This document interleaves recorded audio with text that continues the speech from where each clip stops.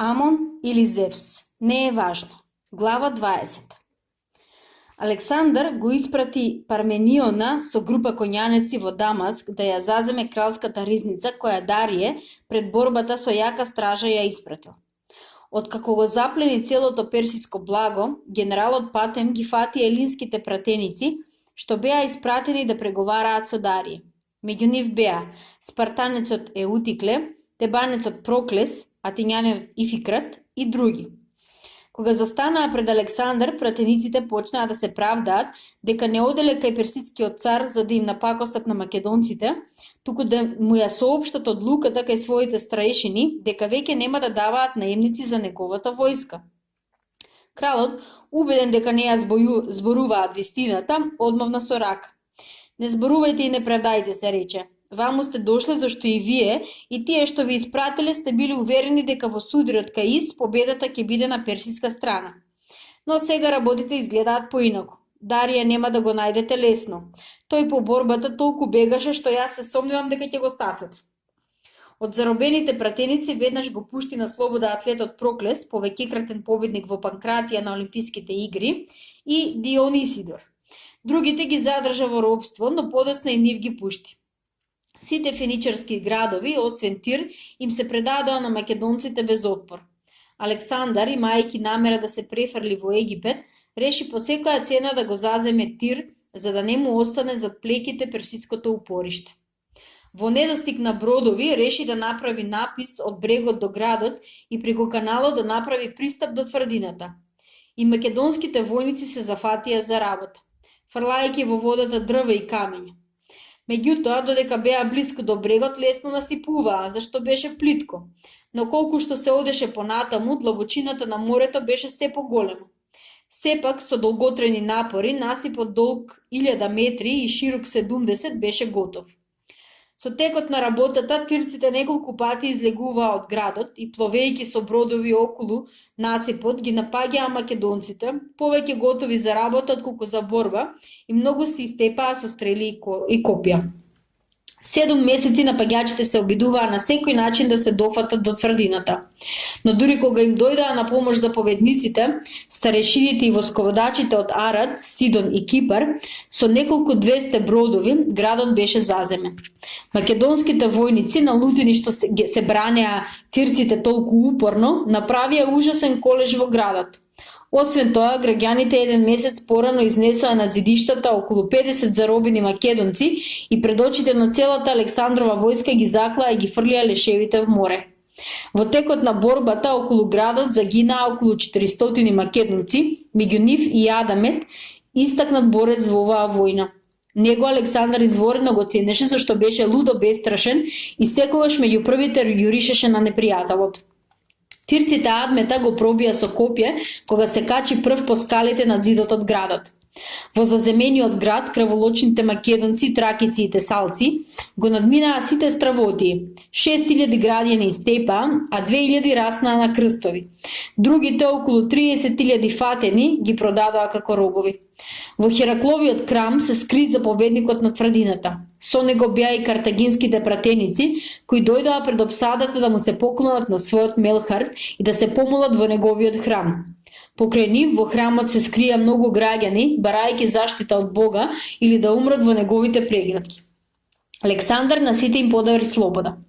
Нека му е слава на Херакле, рече, не сакам со него да влезам во непријателство. Во заземениот град кралот приреди свечена процесија, гимнастички игри и трка со запалени факели. На Херакле му принесе жртва, а на неговиот храм му го посвети најголемиот тирски воен брод. Поради постојните победи, македонските војници со време станаа надмени и тропотни. Држливоста на кралот ги збогади најистакнатите меѓу офицерите, а другите со обичните војници се награбаа злато, сребро и други драгоценности, па и тие станаа дрски и се помалку послушни. Покрај тоа, алчноста за злато наполно ги измени војниците, кои веќе по ништо не беа слични на оние што ги воспитуваше и обучуваше кралот Филип. Некогашните варвари, тракиците, илирите, пеоњаните и агривјаните станаа воображени, се преценуваа и се гордеја. Околу Александар почнаа да се вртат додворувачи и ласкавци. Почнаа да се надпреваруваат кој поарно и повеќе да му угоди на карактерот на кралот. а на Александар му се допаѓаше нивното ласкање. Медија, најбесрамен меѓу ласкавците, еднаш потврли дека кралот е од божествено потекло, а друг пат го стави меѓу боговите. Другите, Хефестион и Протеа, за да не останат зад Медија, отворено го нарекаа кралот Зевсов син. Александар беше суеверен и веруваше дека постојат надземни сили. Освен тоа, ги ценеше пророштвата и пророците над се. Секогаш ги помагаше и покажуваше најголема наклонност кон нив. Затоа не беше чудно што им се поверува дека е божество, уште повеќе што се сеќаваше на зборовите на својата мајка, која со тоа катадевно му ја полнеше главата. Овие пластови толку се всадија во душата на младиот крал, што во свое време не можеше да ги отстрани ни рационалната природа на Филипа, ни здравиот поглед на светот на филозофот Аристотел. Александар до својата смрт остана закоравет мистичар. И покрај својата гениалност и интелигенција на духот, идејата за надземното и надчовечкото остана и заземаше се поголеми размери. Неговото среќавање со филозофот Диоген покажува до која мера овој крал беше славолюбив и амбициозен. Според тоа што му го рече на бившиот чевлар од Синопа, се гледа колку му беше до тоа да биде над сите. Да не сум Александар, би сакал да бидам Диоген. Впрочем, по победата кај Александар се надзираа известни промени во неговиот карактер. Горделивоста заземаше се поголем замав, а некои негови постапки понекогаш одеа до непресметаност. Додека Александар се наоѓаше во Тир, му дојдоа Дариеви пратеници. Тарот и повторпат го молеше да му го врати семејството. За својата мајка Сесигамба, жена Статира и децата давам откуп од 10.000 таланти, пишуваше царот, и ти ја отстапувам земјата од реката Еуфрат се до Јонското море. Освен тоа, една од своите ќерки ти ја нудам за жена и тоа нека биде потврда за нашето пријателство. Откако го прочита писмото, Александар ги повика најистакнатите војсководачи и им ја соопшти понудата од Дарија. На тоа Перменион рече: Кралу, во неколку зборови ќе ти го изнесам моето мислење. Да сум јас Александар, не би се двоумел, би ја прифатил понудата на Дарија и со тоа би ја прекратил војната. Кралот пламна и задржувајќи го бесот одговорил: Да сум Перменион, сигурно така би направил, но бидејќи не сум Перменион, туку Александар, на Дарија ќе му одговорам на друг начин. Откако го рече тоа, кралот го извади писмото кое веќе беше го напишал и го прочита. Бивши царе Дарије, ти одговорам на твоето писмо што го примив и прочитав. Еднаш за секогаш запамети, твоите пари мене не ми се потребни. Немој ни да се обидуваш во иднина да ми ги нудиш. Исто така не го привлекува моето внимание понудата со која ми даваш еден дел од својата земја. Зашто да земам дел од парите и дел од земјата кога можам да земам се? Кога би сакал да ја земам за жена твојата ќерка, би можел да го направам тоа и без тебе. Уште еднаш ти напоменувам дека можеш да дојдеш во мојот логар и да се молиш за милост. Кога прочита писмото кралот, суровите и горделиви војници громогласно се насмеја. Штом Дарија го доби ова писмо, реши повторно да се приготвува за борба. На пат за Египет, Александровата војска се задржа во Палестина. Заплешените арапски племиња почнаа да му испраќаат пратеници на кралот, молејќи го да ги поштеди. Македонците поминуваа низ таа земја не правејќи никакви штети. Меѓутоа, во Газа, град што беше расположен на работ на песокливата пустина, на патот за Египет беше се растовариле многу персијанци. Тие ги наговорија домородците да не му го предаваат градот на Александар. Заповедникот на Газа, скопакот Бадит, почна да собира за пари арапи и, плаќајќи им однапред наем за половина година, реши да го брани градот. Поставен на висок рид и опколен недалеку од песокливата пустина, Газа беше многу згодно упориште и пречка на патот за Феникија. За Египет од Феникија. Дебелите и високи ѕидови го обиколуваа градот и беше тешко и со помош на најдобри средства да се продре и освои. Македонските официри го советуваа Александар да се од обиколката на Газа, но попусто. Тврдоглавиот крал остана упорен. Ќе го нападнеме и ќе го заземеме овој град, рече, зашто не сакам да не исмејуваат илирите и царот Дарија. Откако го рече тоа, веднаш нареди околу градот да се прави настип висок околу ѕидовите.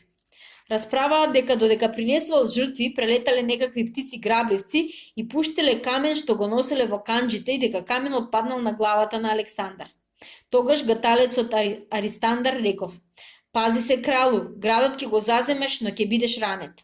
И навистина, за време на јуришот на градот, Александар беше ранет во рамото. Сметајќи дека прескажувањето со тоа е задоволено, се помеша меѓу борците и при новиот јуриш беше ранет и повторпат. Македонските војници копаа лагуни пред зидовите, а преку насипот дотераа обсадни машини. Посадата на Газа одби 3 јуриши, но за време на четвртиот подкопаните зидови почнаа да се навалуваат на 2 места, а на третото се појави дупка. Страшните македонски војници се втурнаа на тоа место, грабајќи се кој ќе пројде прв во градот. За тоа време некој им трга од рака да со помош на скали да се префрлат преку зидот. Кратер, синот Атипатров, по неколку десетини војници пројде до градската порта и широм ја отвори. Граѓаните на Газа, борејќи се секој на своето место, изгинаа до последен, а освојувачите ги собраа нивните жени и деца и сите ги продадоа во робство. Тешко ранет, заповедникот на градот Батит, падна во рацете на македонците. Александар нареди варварено да се стави на маки. Човекот што го бранеше својот град умре без да пушти глас од себе. Презирот што го видоа сите во неговите очи длабоко се всади во душата на Александар. И по овој повод им оддавам признание на варварите, им рече кралот на присутните. Вака умира херој, бранител на својата земја. Изгледа дека овој случај имаше влијание на понатамошните постапки на младиот македонски крал. Неговата сурвост земаше се поголем замав. Само 1 месец подосна во Египет пред храмот на богот Амон викна: "Јас сум Зевсов." Ова фрли семе на омраза која се повеќе се закоренуваше кај некои негови офицери. Низ Египет, меѓутоа, кралот Александар одеше без борба. Заповедниците на градовите, па и самиот египетски сатрап, откако слушнаа за поразот Каис и за Дариевото срамно бегање, ниту помислуваа на освојувачот да му дадат каков било отпор. Освен тоа, египјаните ги мразеа персијанците, кои ги презираа и ја исмејуваа нивната вера. Александар најнапред со војската влезе во Пелусија, град добро утврден и опколен со почуриште и каливи терени, и од него направи упориште. Пелусија беше на тромегието меѓу Египет, Сирија и Арабија, богато и добро снабдена со храна и други потреби. Граѓаните љубезно ги примаа македонците, но со прикриен страв. Тука Александар остави посада и нареди бродовите да тргнат низ реката Нил до градот Мемфис, а тој со другите војници трга низ пустината. Патем сите градови и градчиња му се предадоа без борба. Откако стаса до устието на најзападниот Нилов ракав, во морето во близината на Каноба, се спушти југозападно 22 километри и ги постави темелите на градот Александрија.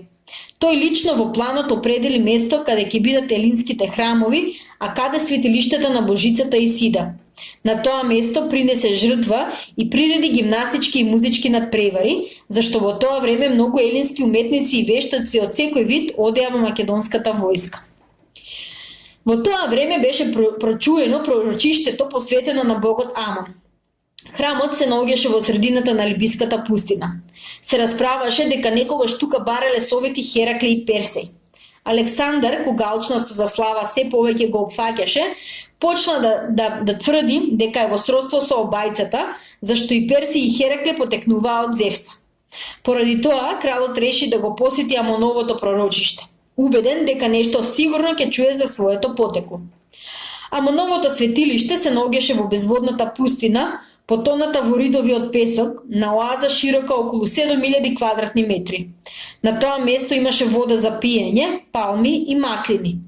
За изворот од таа оаза се расправаше дека дење има студена вода, а ноќе топла. Тука Амоновите свештеници копаа сол и ја носеа да ја продаваат во Египет. По 5 дена тегобно патување низ персиските пустини, Александар со своите приврзаници стаса до оазата и веднаш стапи во врска со свештениците.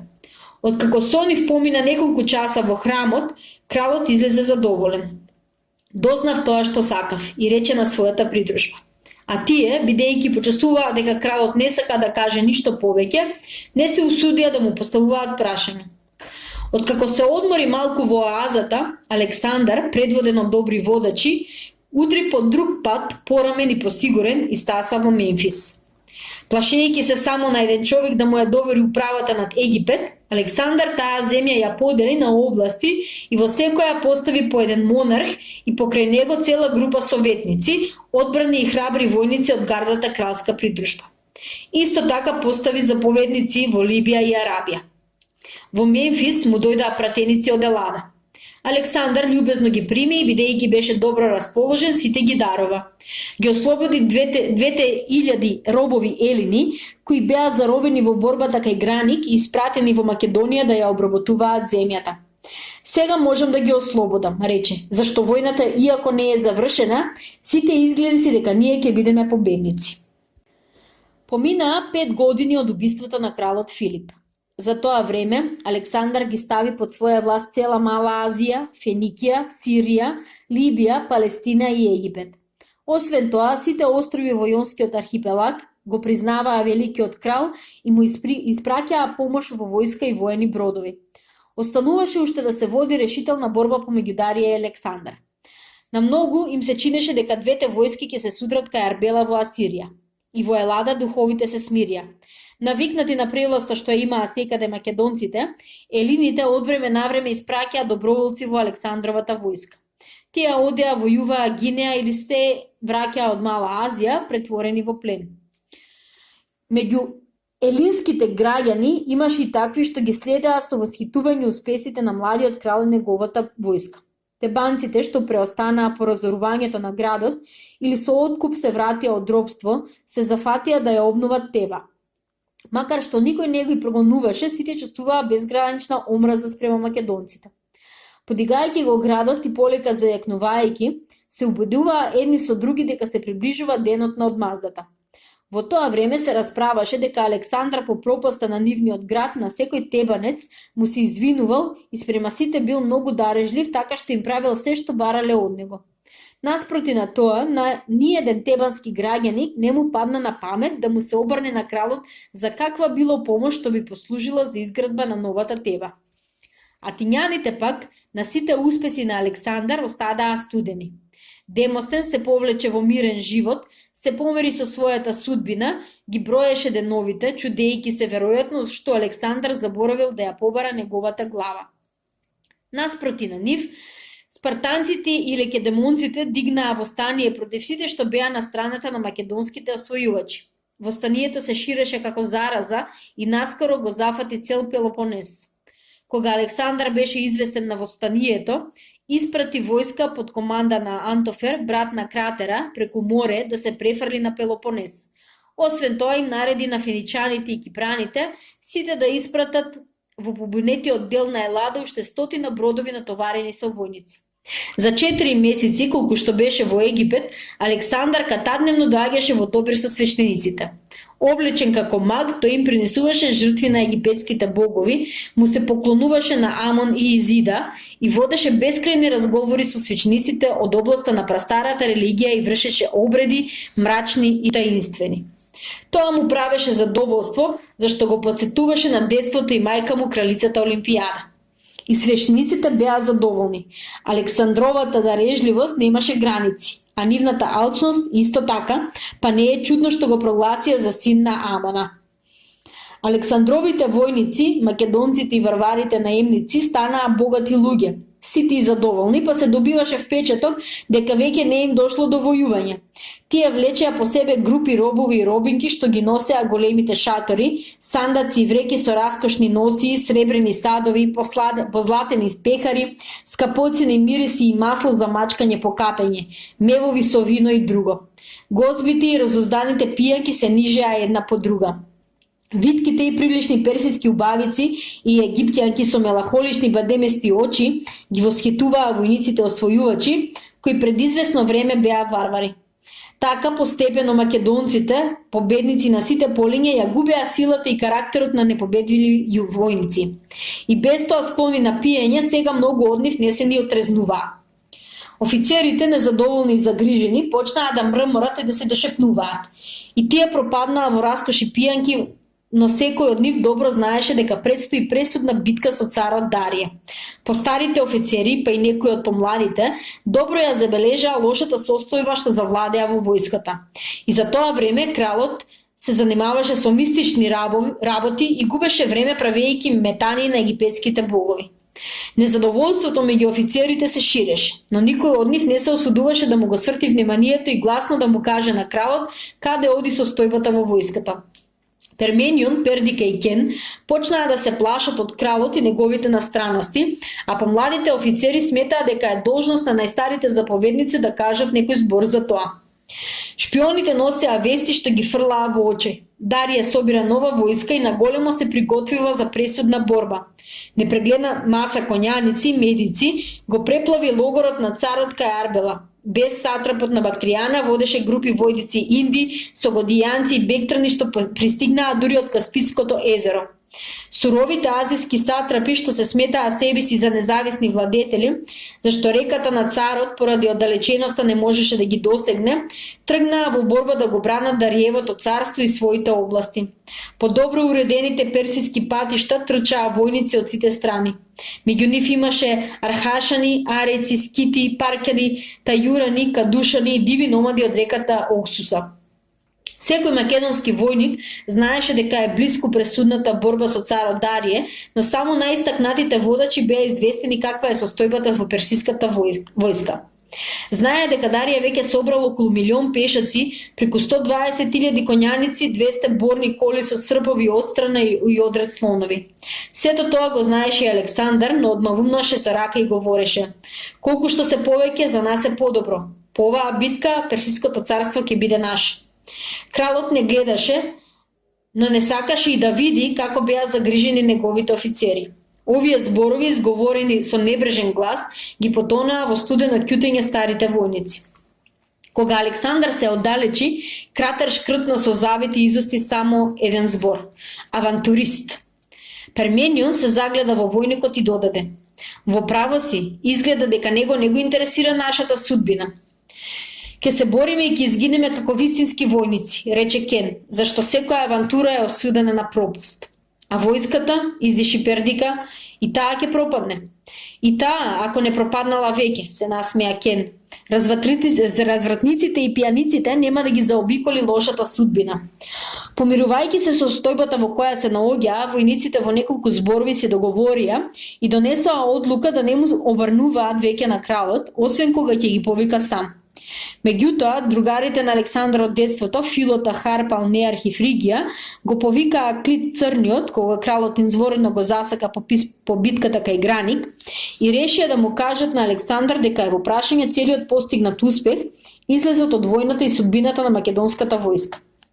Дебелиот и добродушен Фригија прв почна: треба да се каже се, нека знае во каква состојба се наоѓаме. Тој знае се насмеа Филота. Ти си глупав ако не го гледаш тоа. Руменото лице на Фригија пламна. Од каде? Никој не смее да му каже.